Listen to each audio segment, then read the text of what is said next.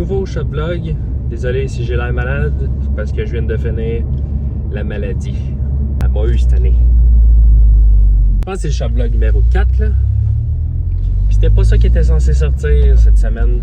Mais il s'est passé des choses dans les dernières semaines qui fait que je pouvais pas faire la vidéo que je voulais faire à la base, qui était la vidéo sur le retour du garage. Ça fait longtemps que j'ai dit que j'allais le faire, puis là je procrastine, puis là j'ai d'autres priorités des dernières semaines, fait que là j'ai pas été capable de m'asseoir pour le faire. Fait que là, ce que je fais pour être capable de vous sortir une vidéo aux 2 semaines, c'est que là je fais un petit shop vlog. Ça tombe bien parce que là je suis en train de préparer justement une vidéo que je vais filmer vers la fin mars, mi-avril, qui devrait sortir peut-être une couple de temps après ça. Puis je vous emmène avec moi. Fait qu'on commence ça, ce shop vlog là. Intro. Shop vlog. C'est un autre chef-d'œuvre ça. Oui, je vous amène avec moi parce qu'on s'en va chercher un outil. Donc vous le savez là, mais moi les outils, j'aime bien ça les collectionner. Fait que là, ça va être un autre, celui-là là, ça va être un gros. Fait que la commande est prête, je l'avais réservée. Là, je viens de finir de travailler, je m'en vais tout de suite la chercher. Ce shop vlog là va être tourné à travers plusieurs journées parce que je ne pourrai clairement pas le monter aujourd'hui. Mais au moins aujourd'hui on va aller chercher. Si tout te donne bien, je vais aller chercher d'autres affaires qui vont être justement pour cette vidéo là, une couple de jours plus tard. Puis on va tout monter les outils pour tout se préparer à être prête pour le fameux vidéo que je vous jaserai plus tard. Fait que on s'en parle tantôt.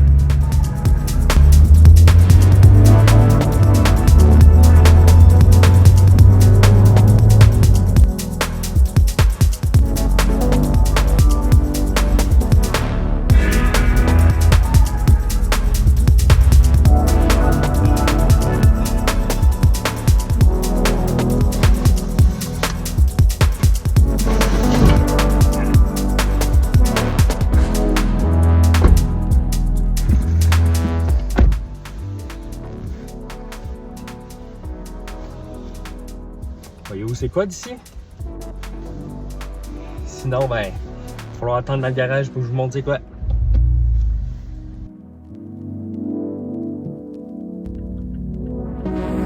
Folle prise de vue, hein? Pensez à ça tout seul.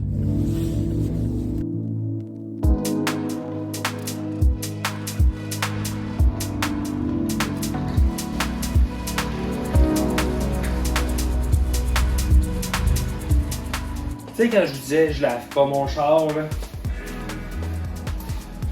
Jugez-moi pas. Là, la question, c'est, je vais-tu être capable de l'enlever tout seul?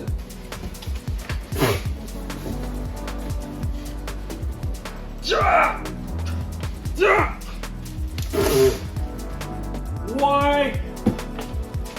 Ça! OK. Je vais l'avoir.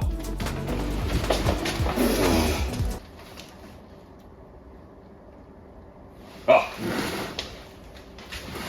Il y a une idée.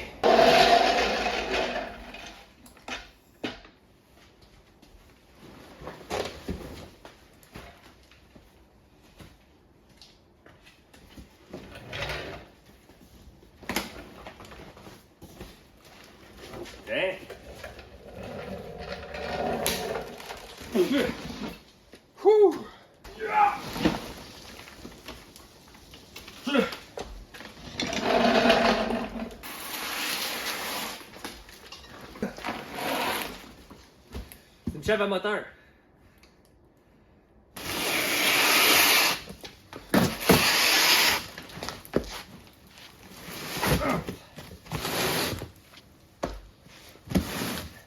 Une grue d'atelier ou une grue moteur, un lift à moteur, une chèvre à moteur, peu importe, moi ça va être pour un moteur. Pour quel moteur? Ouais, je vous avais déjà expliqué un peu c'était pourquoi. Je vais vous expliquer plus en détail plus tard quand je vais avoir justement l'autre paquet qu'il faut que j'aille chercher. Mais comme vous pouvez voir, plus tard dans la vidéo, on monte ça, pour être prête pour la grosse job qui s'en vient. Fait que sur ce, c'est tout pour moi pour aujourd'hui. Pour cette partie de vidéo-là, restez là. On se revoit à un autre moment donné dans la semaine. On se retrouve encore sur la route. Je m'en vais faire un petit aller-retour à Laval. J'ai commandé les pièces justement que je vous parlais pour la grosse job. J'ai commandé toutes mes pièces chez Boss Miata. Puis là, ben, je vais chercher ça à Laval. Chez une des seules personnes. Je pense que c'est une des seules places qui fait la distribution de ce site-là. Puis sauf sur le shipping puis sur les douanes. Ça s'appelle Robert Auto Pièces Anglaises. Je sais pas si vous connaissez ça dans le monde des Miata, mais je le recommande. Ben smart les gens. Puis ben, je vais chercher ma boîte de toutes mes pièces que j'ai commandées. J'ai une vingtaine de pièces là, que il va falloir que je change sur le char. Fait que on se revoit après puis je vous montre tout ce que j'ai pris, tout ce que j'ai commandé. Ah, si je me rends. C'est trou ça. My God. C'est quand je disais que j'ai installé des 18 pouces puis que j'allais peut-être regretter parce que ça va cogner plus fort, ben c'est un peu cet exemple-là. Ça m'est pas arrivé bien souvent à date, là, mais en fait pas tout de l'hiver, étonnamment. C'est peut-être la seule fois puis la seule fois fatale. Anyway, on s'en va tantôt.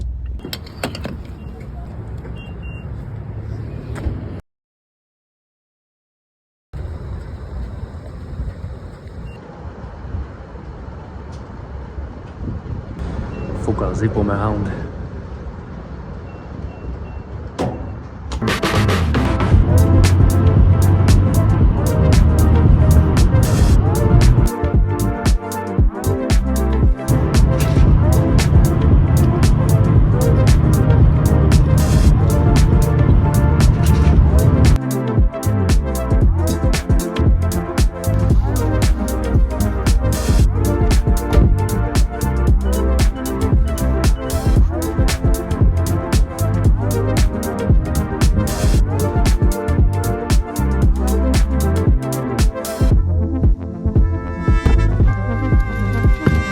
Tout prendre dans un sac. Tout ça là-dedans. Je pense que ça va à la maison puis je vous montre ça.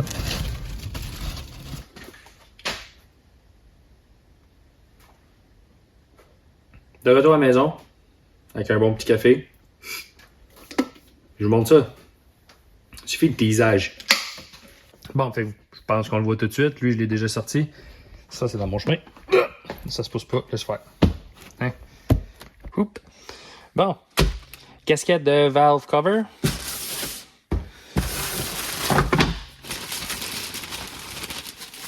Tout est sorti.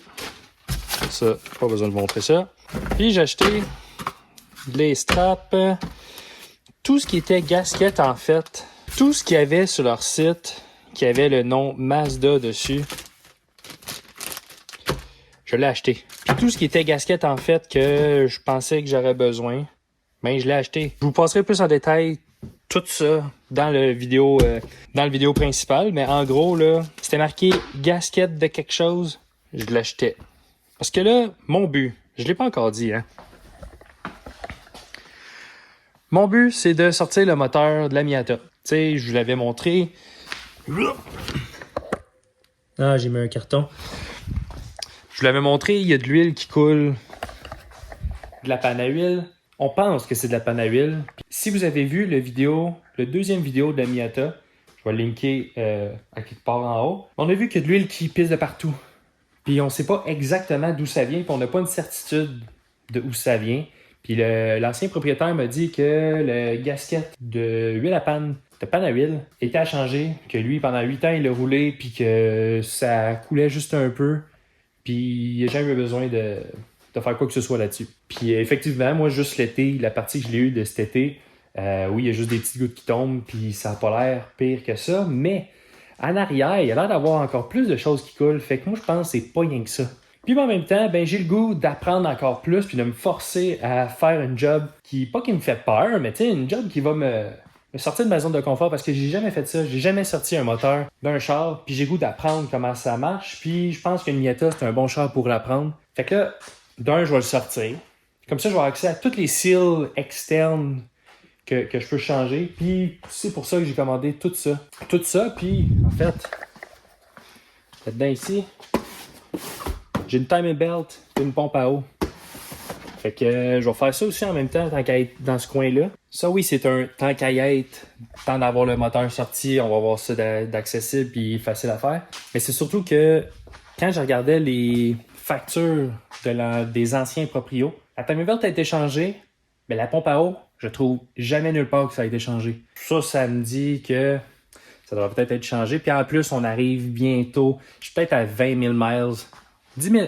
Je suis peut-être à 10 000 miles. Je sais plus, faudrait que je regarde, mais en tout cas, je suis proche de la prochaine intervalle de Time Belt. Quand on va le moteur sorti, on va changer les deux. On va changer les gaskettes. Peut-être le thermostat tant qu'à être là. Comme ça, on part vraiment de zéro avec le moteur. Puis aussi, on va pouvoir voir si tout est en forme dans le moteur. De un, sortir le moteur, ça va me permettre d'en apprendre vraiment beaucoup sur comment un moteur est monté, comment tout faire. Passer au travers des étapes de retirer un moteur.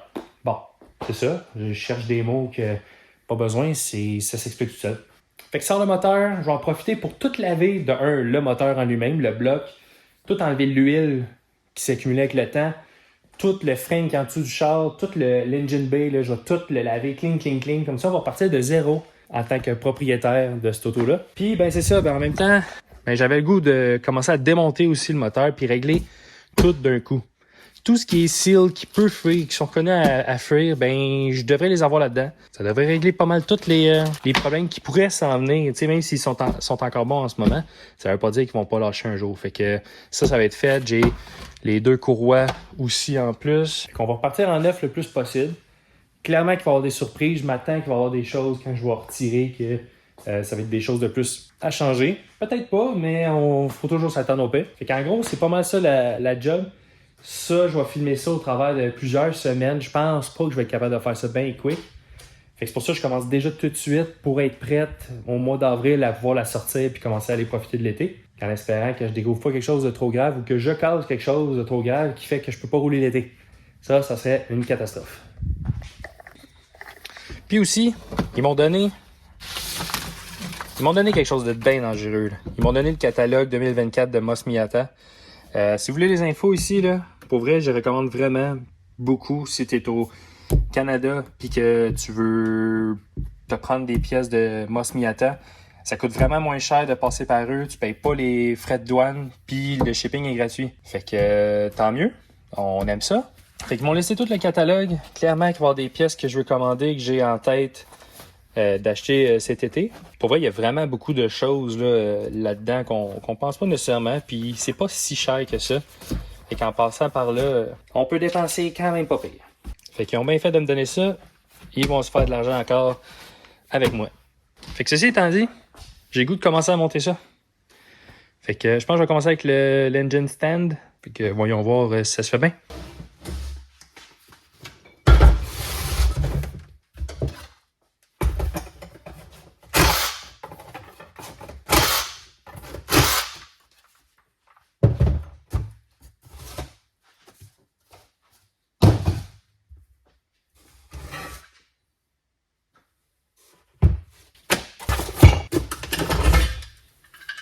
Il est bien magané. Pas qu'il va rester propre bien longtemps, mais il est juste scratché à la grandeur.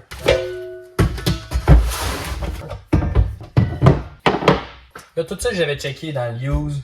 C'est une couple de mois que je fais dans le used pour m'en trouver un peu moins cher que dans le neuf. Parce qu'on cherche toujours à économiser, tu sais. Ken, il y en a. Mais quand il y en a en forme ou pas trop magané, pas trop vieux, si ça part en 2 secondes. Ah, puis il y a un prix décent aussi, là. Il y en a qui mettent ça bien trop cher. Mais ça part en 2 secondes. Le matin, c'est affiché, puis après ça, vendu 1 heure après. Puis aussi, ils sont jamais dans mon coin. En tout cas, pas beaucoup. Et que j'étais bien content. C'était ma fête dans les derniers mois. Puis j'ai reçu ça. Fait que j'étais bien content. Je vais peut-être lire les instructions. Ça, c'est l'affaire qui est debout. Ça va être les roues qui vont aller là. Fait que...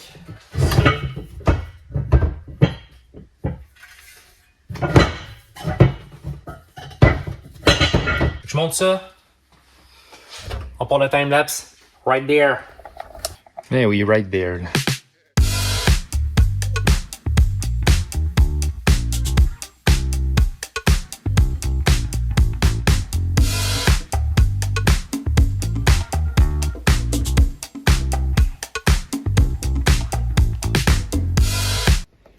On a un problème là. Le trou de pin ne fonctionne pas. Ça vient par là. Ça vient de l'avant. Ça ligne pas, ce qui est genre pogné à cause des soudures, mais quand que si je le mets de l'autre bord,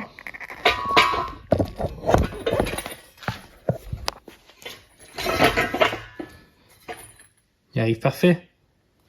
Comme si ce tube-là avait été soudé à l'envers ou le trou il est pas parfaitement dans le centre. Ouais, ça va bien là. C'est moi venir là. On va figurer ça. On dirait qu'il est tout scratché parce qu'on dirait que justement ça marchait pas puis le gars là juste retourné. Au pire c'est pas grave, là, je m'en fous. Je vais grinder un peu la soudure là. Il est soudé pas mal de l'autre côté aussi. Fait que juste enlever le top là, ça changera rien sur la pénétration. Fait que je vais pogner mon petit Dremel tool. Puis je vais juste faire juste souder un peu. Souder un peu. Je vais dessouder un peu. Je vais enlever la soudure. Puis il m'en manque pas gros là, c'est genre 2 mm, 1 mm là qu'il me faut là. Fait que je vais faire ça. Ma phrase sonnait comme si j'avais autre chose à dire. Je vais faire ça, puis comme d'habitude, on se revient après. Clairement que je finis pas le vidéo de même.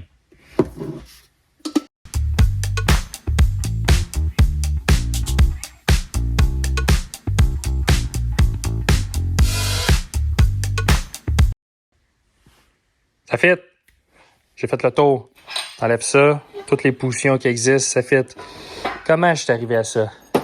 J'ai sorti les mèches. J'ai joué encore avec ça. Puis j'ai agrandi ce trou-là. Enlevé de la matière au niveau de la soudure extérieure. Mais là, ça marchait pas bien. Là. J'ai pas de grinder en ce moment. Fait que ça va pas bien avec la petite ça, là. Cette petite affaire-là.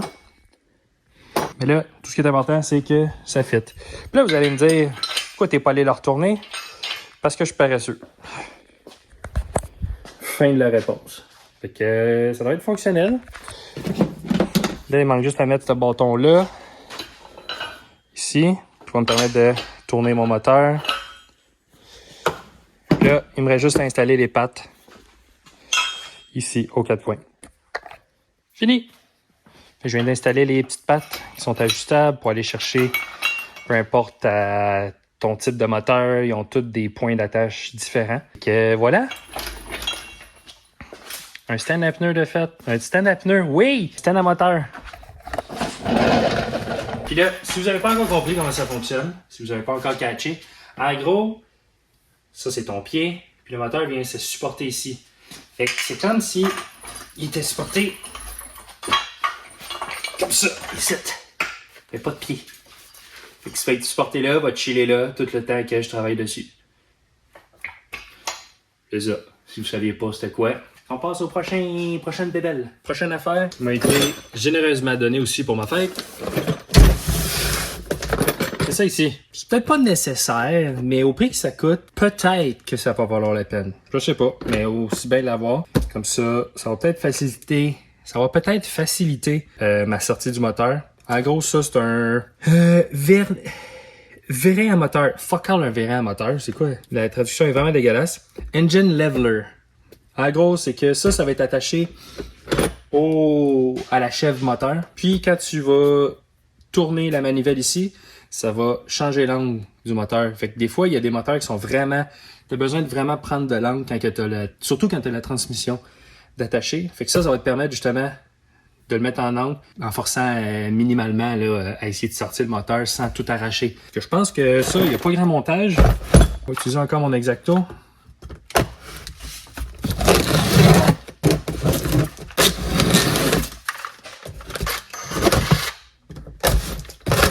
Ça va mieux quand il est éteint. Bon.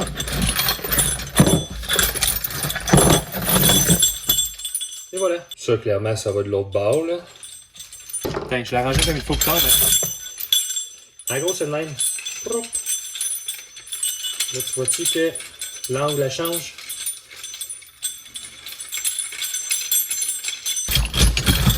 Fait que deuxième chose de monter, là, le dernier, ça va être mon cric à moteur. Mais là, j'ai plus le temps aujourd'hui. Fait que pour vous autres, Ça va être un claquement de doigts. On va se retrouver la prochaine journée. Voyons là mes mouvements. Prochaine journée.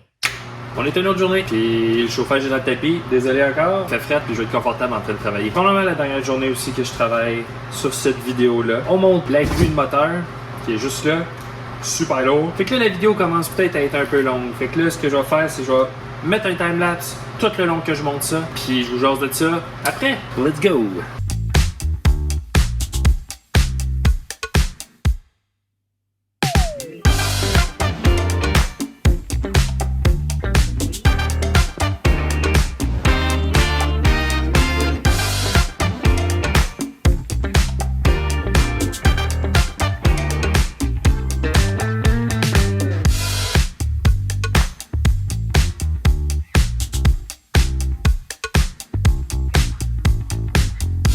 Et voilà, done! C'est fait, puis on a fait une grue. Puis là, peut-être que la question que vous posez, c'est pourquoi acheter une grue si tu avais juste pu la louer pour une seule job?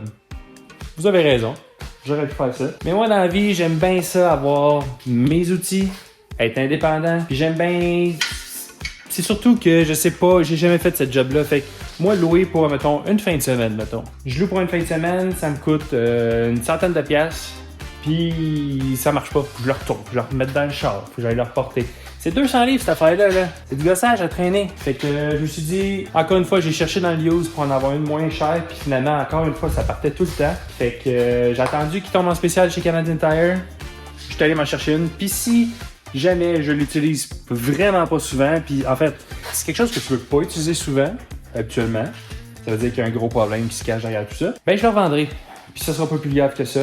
Mais c'est bien le fun d'avoir l'outil puis avoir l'option au moins d'avoir cet outil-là en place. Puis il n'y a rien qui m'empêche aussi de moi la louer à d'autres personnes s'il y en a que ça leur intéresse d'avoir ça pour une fin de semaine ou quoi que ce soit pour faire une job. Fait que je suis jamais mal pris avec ça. Je pense qu'aussi ça peut permettre à la chaîne, à moi, d'entreprendre des projets un peu plus intenses dans le futur. Fait que au moins on va avoir l'option d'avoir cet outil-là. Voilà qu'est-ce qu'il y en est. Fait que pas bien compliqué, assez basic. C'est un crane de 2 tonnes maximum. Mais on s'entend, on n'est jamais vraiment à 2 tonnes parce que tu veux avoir du reach pour te rendre dans l'engine bay. C'est sûr qu'un Miata, c'est assez petit. Fait que je pense pas que j'aurai besoin de tant de reach que ça. Mais en tout cas, on va apprendre à l'utiliser. C'est assez simple. C'est ton bâton qui est stocké ici. Tu crains, ça monte. Quand tu veux le redescendre, tu as une petite goupille ici là, pour release. Puis ça descend à la hauteur que tu veux. Puis ben, tu faire ça. Tu as des poignées ici pour le déplacer. Puis ben, les pattes se remontent en haut quand que tu veux pouvoir le stocker. Justement, il va falloir que je me trouve un endroit où ça va aller. Je pense que ça va aller plus dans le coin là. Je vais me trouver une manière de mettre mon rack à vélo à quelque part d'autre. Comme ça, il va avoir sa place. J'avais oublié de vous montrer.